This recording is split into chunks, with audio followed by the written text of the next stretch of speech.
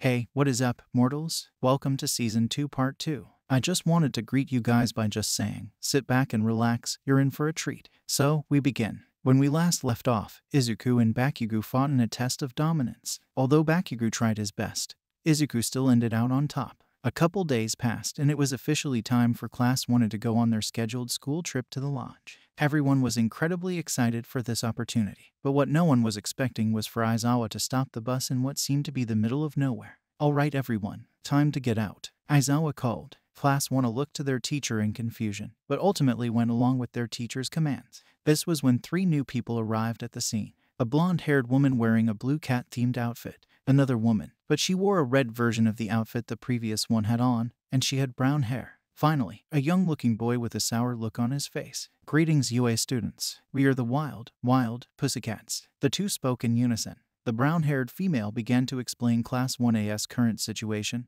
which shocked the class. They weren't going to some sort of resort, but in fact, they were going to be staying at the base of a mountain that the Pussycats owned. "You all have 3 hours to make it to the top of the mountain or else you won't get supper," the blonde added. Many of Class 1A immediately tried to get back on the bus only for Aizawa to have left already. "Alright, I guess this won't be so bad. After all, we just need to climb that mountain, right?" Kaminari thought. "Wrong," Pixie Bob exclaimed before slamming her hand on the ground. The ground began to morph itself into multiple different beasts made out of dirt, which terrified the weaker members of Class 1A. Koda tried to use his quirk to control the beasts, but it had no effect on them, seeing as how they weren't real animals, but just a manifestation of someone's quirk. "Well, I guess we'll just have to fight our way through." Bakugo laughed, cracking his knuckles. Bakugo, Izuku, Ada, and Todoroki all leaped into action not too soon afterwards. Izuku's biggest challenge throughout all of it was trying to control his output of One for All. He could have just zoomed by the rest of the class and make it to the top of the mountain within the time given, but that would defeat the purpose of the exercise.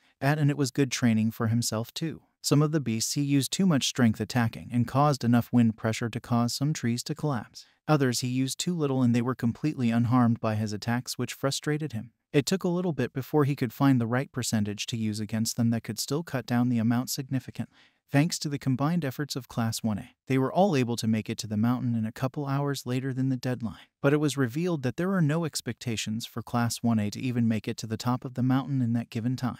This revelation irked some of the members quite a bit. "Anyways, you all are going to be strengthening your quirks while you're at this training camp," Aizawa explained. This left Class 1A in confusion. What did their teacher mean by strengthening their quirks? Wasn't that what they were doing this whole time? "I can see you all are confused by what I mean by this, so I'll give you all a demonstration." Bakugo, catch. Bakugo managed to catch a softball from Aizawa and was instructed to launch the ball as far as possible while staying within the restraints of the circle. Just like the beginning of the year, which then made some of the members realize something. Minda was expelled, but he was still somehow part of their class. Before the class could ponder on this thought for any longer, they saw Bakugo launch the ball with furious intensity, screaming "die." This caused some of the class to sweat drop in response. Some things never seemed to change when it came onto Bakugo's character. 709.6 meters, Aizawa spoke blandly. "What? No way. Bakugo should have gotten a crazily higher score than that," Kirishima shouted. Aizawa groaned hearing this. "While it may be true you all have gone through your fair share of experiences during your time at UA honing your skills with your quirks, that's just it.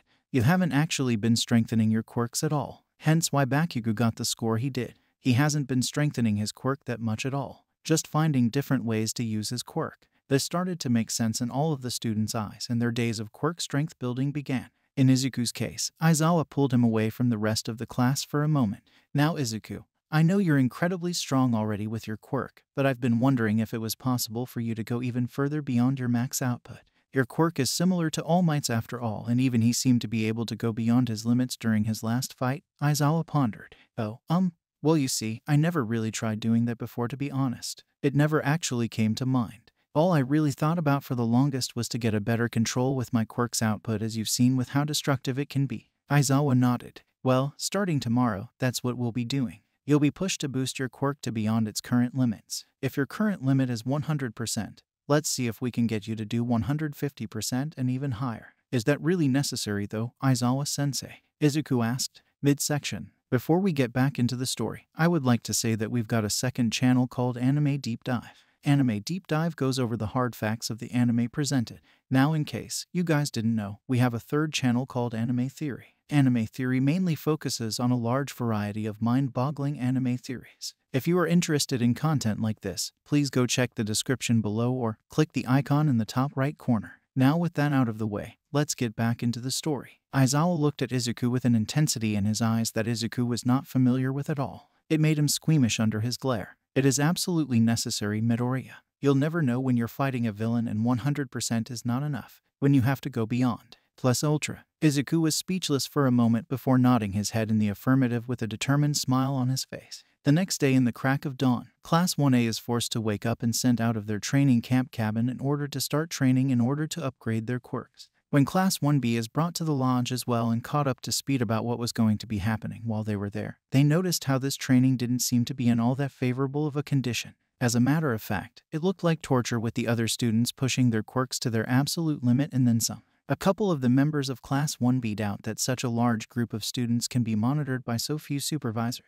This is when a large, muscular man wearing a brown version of the Pussycats outfit appears. A woman with green hair wearing a yellow version of the uniform walked right beside him, introducing themselves as Tiger and Ragdoll, the two other members of the Pussycats. Since you all doubt our skills, how about one of you come up and try to fight me? Anyone with a simple power-enhancing quirk will do, Tiger suggested. Izuku reluctantly goes up and charges at Tiger with around 65% of one for all. He felt that Tiger could probably take much more punishment considering he was a pro hero, and from his appearance as well, it really seemed like he was on the physically stronger side as well, hence why he decided to go at a higher percentage rate. This caught Tiger off guard, and only his instinctive reflexes were able to save him here, as he was able to just barely dodge Izuku's punch. A strong wave of air pressure was released from Izuku's punch, though impressing the hero. Tiger tries to punch Izuku, but Izuku is able to leap away fast enough. Midoriya here is an exception. It's not necessarily power he lacks, but more so control. He'll be working on those two things though throughout this training. The Pussycats are actually a very suitable team of instructors for you all considering their large area of effect quirks, Aizawa pointed out. You're a strong one, kid, but your movements are too straightforward and stiff. Something a villain may take advantage of if you aren't careful, so that's another thing you should work on throughout this training, Tiger mentioned. Izuku took note of this and began to vigorously stretch. In the middle of the night, everyone was trying to learn how to cook curry. Izuku wasn't doing too good of a job, but he still tried. While cooking though, he noticed the little boy who was with the other Pussycats at the time leave and disappear into somewhere else, leaving Izuku in curiosity about the boy. Mandalay, what's up with the little kid in your group? Is he one of your guys' kid? Izuku inquired. Mandalay simply shook her head before sighing. Well, you see, he's my nephew. His parents were both pro heroes. You may have known them as the Water Hose Heroes. They were a hero duo, but they died in the line of duty. When Koda was 3, his parents were defending a city from a powerful villain.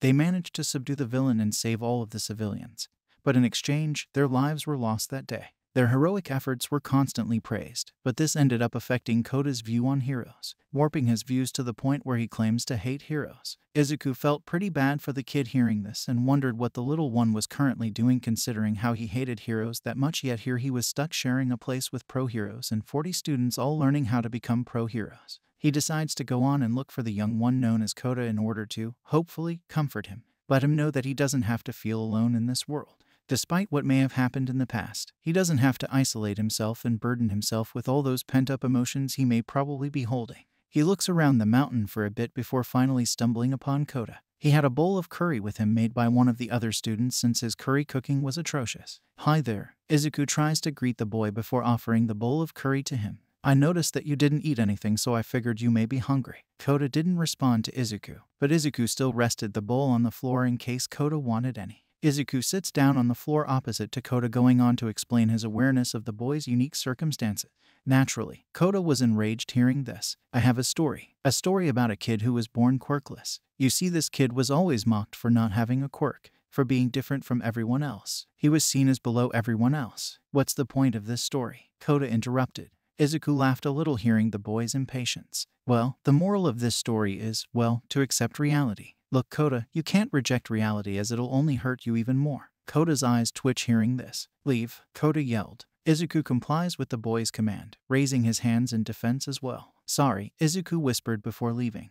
During the two boys' interaction, though, something was happening from behind the scenes. A few kilometers away from the camp, several masked figures appear from the shadows. Let's attack this camp now. We've been waiting for long enough already. A gruff voice states. Patience. It's simply not time yet, another responded. This is simply a warning signal after all. The era of heroes will soon pass. Thank you all for sticking around, and I hope that you enjoyed. Before you leave, we would just like to let you know that We the Celestials has many other channels for your entertainment and viewing purposes. All the information you'll need is right below here in the description, so feel free to check out all the other incredible projects our team creates. Secondly, on behalf of We the Celestials, I'd like to thank everyone involved in the production of today's awesome content. Their details will be in the description below. That's all for today's video, so goodbye and have a divine day.